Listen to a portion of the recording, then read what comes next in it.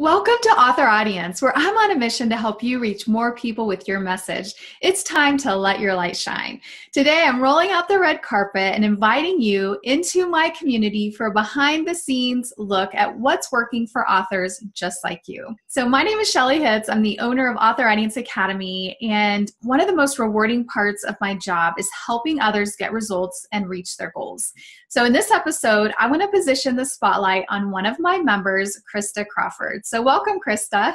Thank you for having me. Yes, you're welcome. I'm excited. We actually recorded a Focus to Finish session last week, and I forgot to press record. So I was like, Krista, we have to tell people about and share what, some of the things we shared. So we're actually doing a little bit different podcast today, but just excited for Krista to share and I hope it's inspiring to all of you. So I just wanted to share a little bit about Krista, and then we'll jump into today's topic. So Krista is the author of the book, The Full Armor of God. Are you sure you got dressed today? And there's also a workbook that corresponds with that book.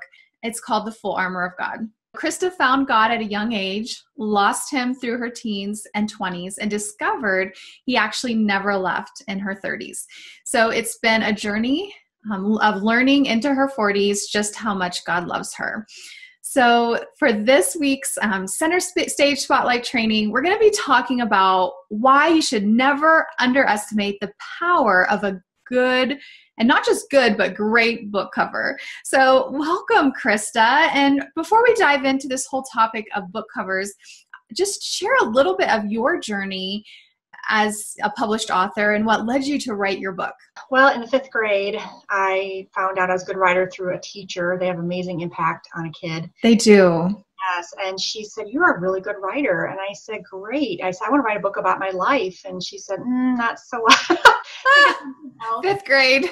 Yeah, 5th grade. Didn't have much to say. But so over the years, I had all these ideas and nothing panned out. And I remember God distinctly telling me when my daughter was 1, it was like 12 years ago, "You're going to write a book for me." And I just kept asking, well, what is it? I've got a million topics underneath my bed and nothing is working, and he still didn't tell me what it was. And I realized I had to live more of my life to talk about it. So there were some situations that happened. My husband left and things like that took place. And then God finally said, this is what you're going to write about. And so I didn't know you just didn't sit down and write a book. I just did it. And then afterwards, you have a bunch to do before you write the book. So I'm kind of going backwards now. That's, but God has different paths for each one of us. How long has your book been published now? It was in December of 2016 originally, and then I took the book back, and I'm now self-published and I own it, and I'm kind of redid it in December 2017. Okay, so you published it with a publisher in the beginning? I did. Okay. Just share a little bit about that. What made you decide to move towards self-publishing? Well, I wasn't sure what to do. Googled it, like everybody else does. And right. This company came up, and it was a strange situation. God gave me the money, and he tends to do that with me and help me pay for it. So I had this vision in my head of a book cover I wanted. And the company said, "Here's, some stock images that we pay for, pick something." And there was nothing that was in my mind. So I picked these 2 images, but I put a little note next to it. "Hey, this is what I'm really wanting. This is what I'm really thinking."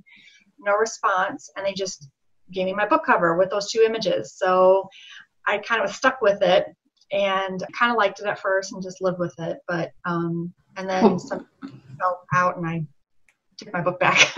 Okay. Yeah. And in the beginning, it's just so exciting, like having a print book in your hands. That's your work. So can you show us the cover for those that are watching the video of your first cover? Yes. This is my first cover. Can you see that? Yeah. And so for those that are listening and not watching, maybe just explain a little bit of what the cover looks like. Okay. So I originally went with the subtitle, "Are you sure you got dressed today?" So I picked a woman zipping up her dress, and then I picked a man. So she's on the top, and then he's on the bottom, kind of adjusting his cuff with his watch. So they're getting dressed, but not really thinking originally about it wasn't as Christian looking as it should have been, but I didn't see that. I thought, I love the colors. I thought, it was perfectly done. And then when I first released it, I was getting some some comments that maybe it wasn't the best.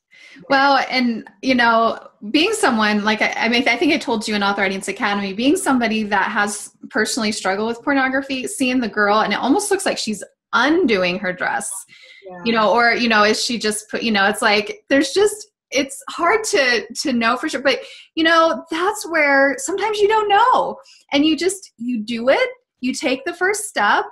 And then the beauty with self-publishing, and you can always update it. You can always change it. And I always say that the two things that are going to help your conversions on your sales page. So one of the issues is getting traffic to that sales page.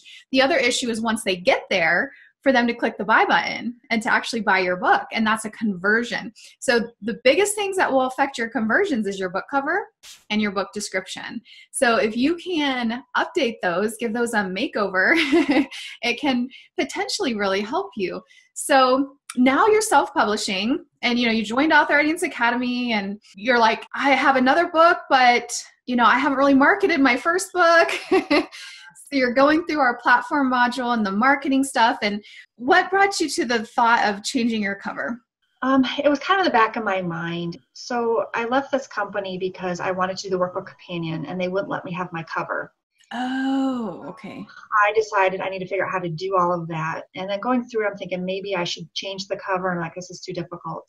But going through the modules, I thought I would just kind of put it out there, put my book on the live Facebook group, and I said, hey, this is my book. What do you guys think? And the feedback was what I already knew. So it was kind of heartbreaking because it was my baby, but yeah, I'm totally okay with it now. Yeah, it's hard. I remember I was working on a book several years ago. I mean, this was a while ago. And I had this cover that I just thought was amazing. I just loved it. And at the time I had a business partner, and I showed it to her just as the initial, feedback. And she's like, no, that's not it. And I'm like, really? But it's worth it. It's worth it to feel the sting a little bit, to sometimes it's a grieving too, for you, it's a grieving of that particular book and what you invested in it. But so what did you decide to go with for your updated cover? I was getting a lot of feedback about armor, and I was actually trying to avoid that because my book is more delicate than just, going out and fighting and stuff. So I really was resisting that. So I Googled some different sites and came on with a paid site, and I found this picture of a girl in armor, but she's in a position of I'm ready, and whatever comes at me, but it's not I'm out and I'm ninjaing everybody or anything like that yet. So kind of very delicate what I was thinking I wanted. So yeah, well, why don't you show us for those that are watching? This is my cover. Awesome.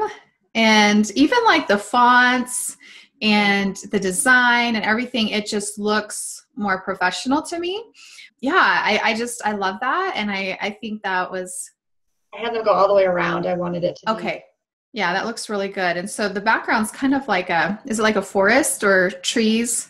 Yes, forest and trees. And it's not even really I would say an armor helmet. I'm not even sure what you call that, but it kind of drapes her long red hair. Mm-hmm. She's got a sword in between her hands, and she's kind of gripping the top of it, the sword hanging down. And somebody in the group mentioned, boy, it looks like she's forming a cross, which I didn't even know. Yeah, that she really is, but her face is determined, and that's kind of what the book is about. Yeah. And so how did you feel like when you got that book cover back? Woo, it was such a neat when I first found her, I said, that's it. That's what I want. So you knew? I knew immediately. And then I went with the person that you recommended, and he, right off the cuff, gave it to me. I'm like, I love it. That's just what I wanted. So. Yeah. And for those that aren't part of Author Audience Academy, I provide a lot of resources, and I provide the person that I personally have used for a lot of my book covers. They're not, it's not really expensive, but you can get a really good quality cover. And I rarely have a ton of edits that I'm asking them to do. So it's really good. So I love that. And so where do you see yourself going from here? Going through every module you have. Right now I'm doing an Amazon ad. So that just got super excited about that. And I want the message to get out there. I'm like more speaking engagements and things like that. But, it's just, now I feel like I can go forward. Now I feel like I'm in a good place and I can really market this book. And you also have the workbook. So did you have the cover updated for the workbook as well? I did. Oh, awesome. Yeah. And so on the top, real big, it says Workbook Companion. So right away, it's like, this is the workbook. How do you see like if someone's listening and maybe they're part of a Bible study at church or, and they might be interested in looking at books for, group studies, like how is your book and workbook used for those types of things? Yeah, so I divide the book in 8 chapters, which makes it, pretty easy to go through. And each chapter talks about the different pieces. And there's an intro chapter and a wind-up, ending chapter. And, I just kind of prayed through the whole thing as I'm writing it. I'm like, Lord, you taught me this. Tell me how to express it. And so the workbook goes with each chapter. And I really just prayed through that as well. And I said, I wanted the questions in there to be what I would have wanted to know. Like I needed to ask myself, why was I not putting this on? What was stopping me? How was the enemy attacking me? And just really kind of open your mind to what is stopping you from wearing this. And so it kind of corresponds with each chapter. So do they have they read the book, they read the chapter, and then each person would have a section of the workbook to go through on their own and then discussion questions, or how does that work? Yeah, so it might be easier if I just kind of show it. Yeah. Each chapter, my daughters all drew a picture in each book in each of my chapters. She drew it? Yeah, that was my oldest daughter. She drew that. Wow. That's so great. And I love that how you're incorporating your kids into that creative process too. I want to know what they can draw in the new book. So. Oh. But this is like chapter 1, and so you can read the chapter and then answer these questions as you go through, and it's kind of a journal. Okay.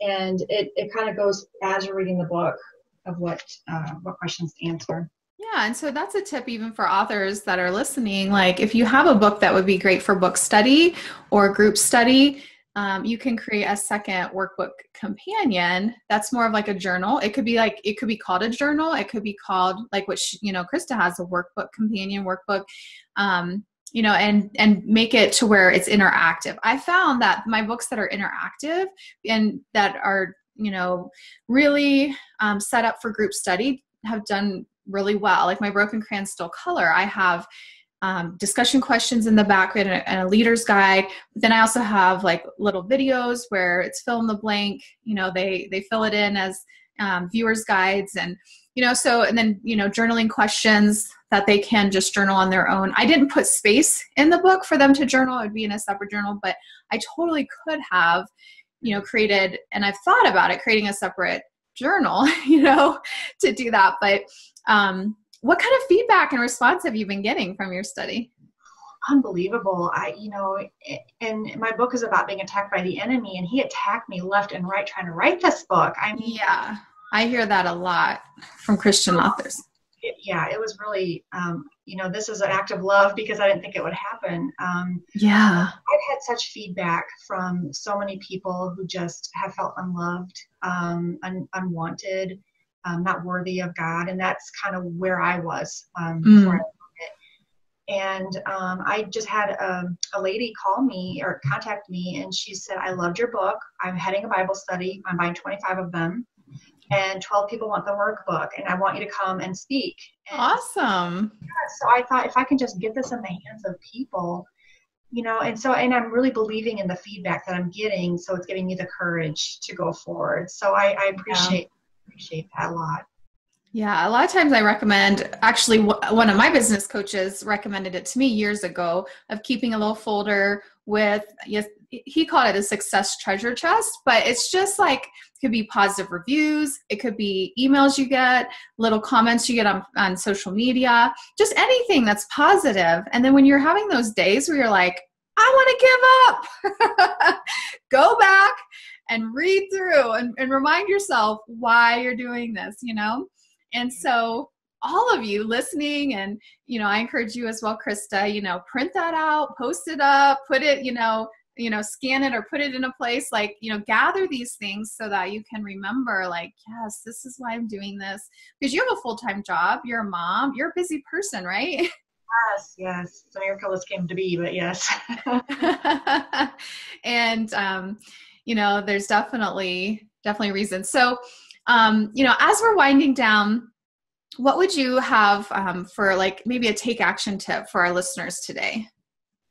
Yeah, I wouldn't be stuck in what you're comfortable with or what you really think that, well, this is what I think. It's important to get feedback. And as scary as it was to post that book and get the feedback, I was so blessed by it because it gave me the courage to say, you know what, my book means so much more on the inside. I need to let people know that just based on the outside. And I didn't want the outside to scare them away from the content. And so that really boosted my confidence. It hurt, but it helped. It was, kind of bittersweet. But at this end of it, please just get that feedback and just don't assume that, just because you like it, then everybody else is going to like it. Yeah. And so, in Author Writing's Academy, it's a safe place. It's a closed group. Your friends and family aren't going to see this, but, it's hundreds, of over 100 other Christian authors and people that can just give you loving advice. And, we are just all there to help you. And so, if you're part of Author Writing's Academy, or if you want to join us, that is one of the things that I really recommend that you take advantage of, is to have that courage to post. Like, some people will post, this is my book description, what do you think? And, it's amazing how much better, it is by the end, just because of the conversation and the feedback. And then, or your book covers, that's such a great thing to post in that kind of a group to get that feedback. And like you said, to not be so tied to an idea that you're not open to other ideas. I've approached authors before and they were not open. I asked them, like, would you be willing to have feedback about your book? And it's like, okay, that's fine. But be open, be willing to receive some feedback, and invest in a designer. Don't just, try to do it yourself. Like, invest in someone who really knows. Like, I even do graphic design now, but I still will, like, even if I create some of the artwork or do some of the components, I will still send it to a graphic designer who's been doing this for a long time, because they'll add things and they'll do things that I wouldn't have necessarily done, because I'm not just a book cover designer. You know what I mean? Oh, I know what you mean. Yeah. And in that Facebook group, when I found the picture of the woman, I posted that, and I had just wonderful feedback. And they're like, this is it. This is wonderful. I love it. So I knew I was on the right track to go forward. So that really helped too. Yeah, because sometimes it's a lonely process. As an author, you're sitting behind your computer. You're like, okay, I think this is it. I'm not sure. And then just being able to get that immediate feedback of like, okay, I'm doing it. I'm going forward. This is what I'm doing is so helpful. So thank you so much for sharing your story. And where can people find you if they want to connect with you, or maybe, look into getting your book for a group study or even for their own study? Yeah. So I'm at www.Krista, Crista, my mom did that to me. I know. CRAWFORD.com. And, I have it on there. I've got a little shop tag. And so if people are wanting to do Bible studies, they can order that through me. And depending on how many they get, I can pair the two together at a discount. So cool. But do the book by itself. You don't have to have the workbook. Yeah. And so that's another little tip. Like, you can, if you write your book in a way that it can have a companion, but that it still can stand alone, so like people could either, just get the book or get the workbook journal too to go along with it. And it's offering more value. Anytime you can help someone apply it. I recently went through a workbook, and I honestly kind of blew it off at first. I thought, I don't know if I really need, to have a print thing and write. But it was so powerful, like writing out like the answers to the questions and going through and praying about it. And, and it was actually for an artist thing, but I was like, wow, that is just so powerful. And I got my wheels turning for ideas even for me for later. So it's definitely a powerful thing to add. And I love the group discounts. I do that as well if people contact me. And because most of our books are published, print on demand with CreateSpace or Ingram Spark. Like CreateSpace, I can, get books, very inexpensively and then pass on some of that discount to groups. And so it's really a great thing to offer, when you have a book that's good for group study. And I love that you're doing that. Well, thank you again so much for coming on. Thank you for your courage to take the step to ask for feedback and to apply it. And I just can't wait to see what God does with your book. Thank you so much. I appreciate it. All right. And thank you all for being here and listening today. And we'll see you next time. Bye-bye. Thank you so much for listening to this episode of Author Audience. I would like to invite you to attend one of my free trainings on 3 proven book writing formulas every nonfiction author needs to know. This is a fun and fast way to write a nonfiction book, but also a book that you're proud of. Plus, I will give you 2 free gifts just for attending. No credit card required. First, you'll get my 10 nonfiction book title templates, and you'll also get my ebook titled Brilliant Brainstorming. It's a 28-page ebook, and both of these bonuses are yours at no charge just for joining us for the training. You can sign up for my free training by going to shelleyhitz.com/formulas. This training and the 2 bonuses are free, and I would love to help you write your next nonfiction book.